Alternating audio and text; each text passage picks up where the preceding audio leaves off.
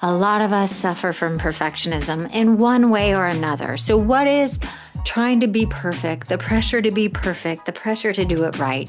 It stems from very high self-expectations and external pressures that can lead to a range of negative consequences, from mental health issues to physical health issues. This pressure can manifest into anxiety, depression, burnout, and other health issues.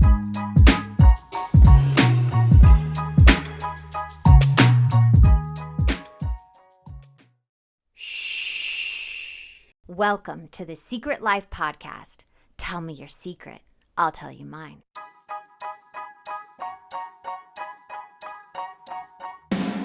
Sometimes you have to go through the darkness to reach the light. That's what I did.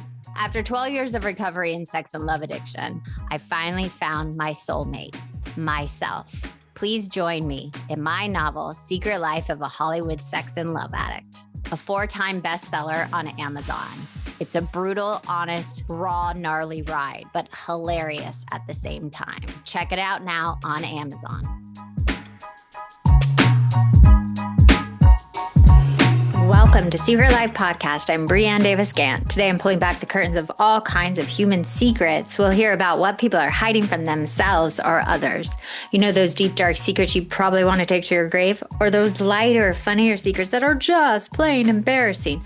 Join me each week as we take a deep dive into one subject matter, exploring the how, what, when, where, and why of it all.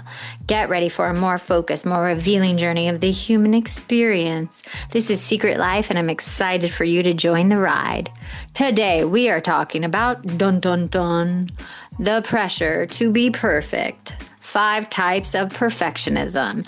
Yep, perfectionism. A lot of us suffer from perfectionism in one way or another. So what is trying to be perfect, the pressure to be perfect, the pressure to do it right? It stems from very high self-expectations and external pressures that can lead to a range of negative consequences, from mental health issues to physical health issues. This pressure can manifest into anxiety, depression, burnout, and other health issues like not fucking sleeping. It's a trap that can be hard to escape. Many people suffer from perfectionism. My own 7-year-old, when he came out, he legit would start drawing at 3 and then crumble it up and throw it away. And Mark and I are like, where did he get this? He came out with perfectionism of his art. Here are the signs of perfectionism, and you can seek support. So let's do this. And there's 5 types. 5. Understanding this pressure.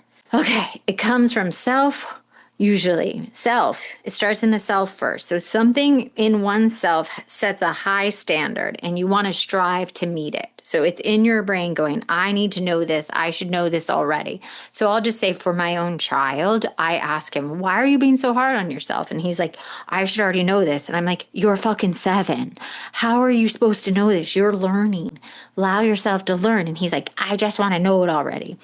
Then there's other-oriented perfectionists. It's like projection of unrealistic high standards onto others.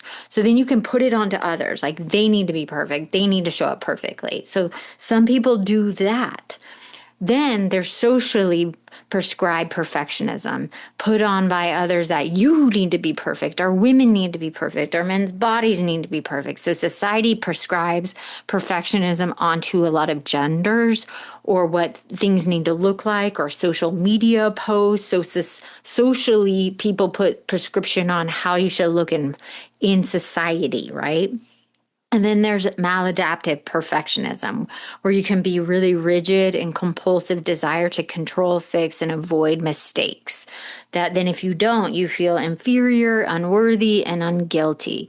So those are those types, and they then stem to anxiety, depression, disorder, chronic fatigue, internal digestion problems. Hits relationships. If you are perfectionism, you're never in a healthy relationship. But then there are 5 fucking types of perfectionism. 5. I can't even believe it. I was like, 5. I know there's 3, but I didn't know there was 5. So here they are. There's classic, Procrastinator, messy, intense, and Parisian. Yes, 5. So here we go. 5 types. Let's hit them. And then you can tell me which one you are in the comments. You can reach out and tell me. So here are the 5 types. Classic, let's do first. This type is categorized by high standards, organization, strong desire to excel. They depend and strive for structure. This sounds like me, but may struggle with collaboration and feel frustrated when things don't go according to plan. I bet my husband is listening to this and he's like, oh my God, that's my wife. I am very organized. I can be very efficient and I'm very reliable. And when that gets out of whack, I'm like, what the F? Why isn't this going according to plan? So I would say these are like type A classic perfectionists. Here we go. Procrastinator perfectionists. These individuals wait for an ideal condition before they start a task. They are fearing imperfection more, while their thoughts and consider every angle. This leads inaction and missed opportunities. So these are my clients sometimes, or they're waiting for the perfect moment to feel the thing that's going to get them to move forward. And then if it never comes, they never move. And it's just like those procrastinator perfectionists that they are so afraid of being imperfect that they actually never make a move and they're waiting for this feeling. It never fucking happens. So they're always just fearful of starting projects and disappointing their expectations. Messy perfectionists. This type may appear disorganized on the outside, but internally they are holding themselves to a higher standard, overthinking their actions. They excel at new beginnings and spontaneity, but may struggle with follow through.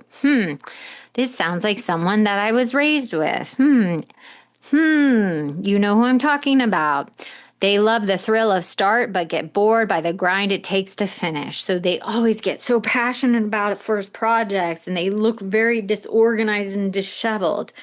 But they have such high standards and they want to achieve such big things, but then and they get all excited at the beginning, but they never follow through. They never get it done.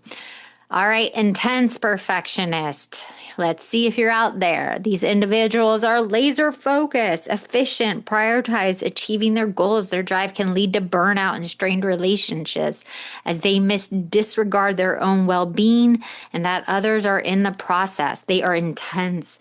They crave an ideal outcome. They ignore the process. They fixate on their goal more than any other type. They're goal oriented. And I bet my husband's like, wait, that might be you.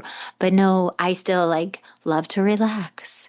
I totally will don't care if it's perfect that way. So, and lastly, Parisian perfectionists. This type has to be liked and admired, and they often put others' needs before their own. They are the people pleasers. They struggle with authenticity and they adapt their behavior to please others.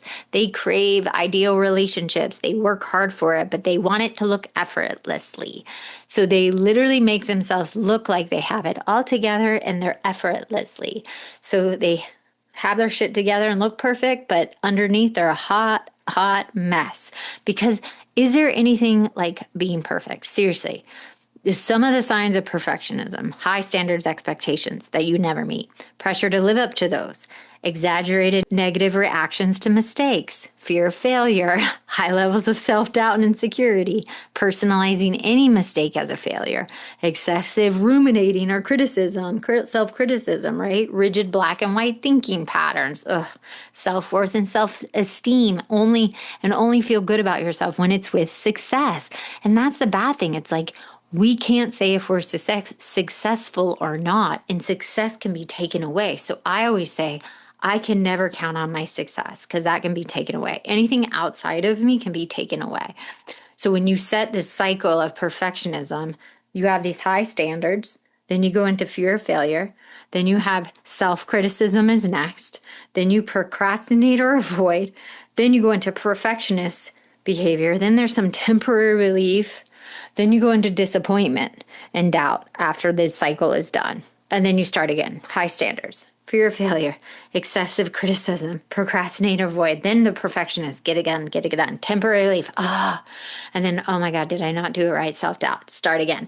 And it's that cycle that happens over and over. And at the end, you're always dissatisfied because the end product never feels up to your standards. And that's where the temporary relief and then the negative belief at the end. It wasn't perfect. It needs to be better next time. And it's like we kill ourselves in these cycles. So how do we get out of it? And is there anything like a healthy perfectionist? So they say there's one type of healthy perfectionist. If you fail and then learn from your failure and stay engaged in the activity, but don't put the pressure on yourself to do it perfect. That's what they say, healthy perfectionist. Do I think that? No. I just think you should use the 70-30 approach with anything. Your mindset should go, if I'm 70% doing this process, committing myself, getting it done, and I get 70% of it done, should I finish the task or get the rest of the 30, or should I mail it or ship it? When I just mail it or ship it or do it or send it off and know that it's not like perfect, I'm good. That's when I'm out of my perfectionism. 70%, ship it. It's the 70-30. If you try to get the 100%, you never fucking get there. And when people try to do the 100%, so much anxiety, so much perfectionism, so much self-doubt, so much increased instability within self. Like my book, for example. It wasn't perfect, but I could have been over it over and over forever. And I just was like, done. It's done. I'm not going to go over anymore. I'm not going to edit anymore. I'm not going to add anymore. I'm not going to do anymore. I want it written like that. I don't want it written like a normal book. And so many people are like, no, and your cover. And it's like, no, it's done. It's done. I say it's done. God's saying it's done. Ship it. And it's like the 70-30 really helps me get out of the pressure of being perfect and to get something out of myself, because it's truly not about being perfect. It's just about showing up and being authentic and accountable and putting things out into the world that will make the world a better place for me. Because if not, then I'm in myself, always unhappy, always struggling, feeling not good enough. So self-compassion, 70-30, ship it, self-compassion. Treat myself with kindness, treat myself like I'd treat a friend. Challenge any of those negative thoughts. Do you have mistakes and failures? Yes. Is that a part of life? Yes. Do I learn from any mistake and failure? Yes. And I don't look at mistakes and failures as a bad thing. I even teach my son, that's how you do better next time. Every failure keeps you closer to accomplishing what you want. Set realistic goals. I'm still bad at this one. I always set really high goals, but realistic goals where you can meet them, that there's more smaller, manageable goals. Seek support. Have support around your life. Good people, people that believe in you, people that uplift you, right? Then focus on the progress, not perfection. Celebrate the accomplishments, no matter how small. So it's like, ooh, I made that call. Ooh, I got that small raise. Oh, I got that a client. Oh, I put out 200 and how many podcasts do we have now? 290 something podcasts. Yay. Like, I don't even know the number. Like the goals. Yay. Progress, not perfection. And practice gratitude. Like I tell you, every night I write 3 things I am grateful for. So I go to bed with gratitude. All the good things in the life, the smallest things, these soft sheets, a clean place to live, a great husband, a lovely moment with my kid last night while we were painting together. So these are the things that help me get out of perfectionism, me to be realistic with myself and with others, and not to be in my head hoping things that were different, because maladaptive perfectionism in any of those 5 types is never a realistic goal for me. And I become obsessed and I avoid activity and I avoid people and I'm in myself. So anything that helps me get out of myself and accept myself for the flawed human being that I am makes me a better person. And any perfectionist knows that. We are not perfect. There is no such thing as perfect. And showing up as you is the best thing ever. So thank you for listening. Hope this helped. Please send me your thoughts about the episode or any episodes you want to hear about at secretlifepodcast@icloud.com. Until next time. Thanks again for listening to the show. Please subscribe, rate, share, or send me a note at secretlifepodcast.com. And if you'd like to check out my book, head over to secretlifenovel.com or Amazon to pick up a copy for yourself or someone you love. Thanks again. See you soon.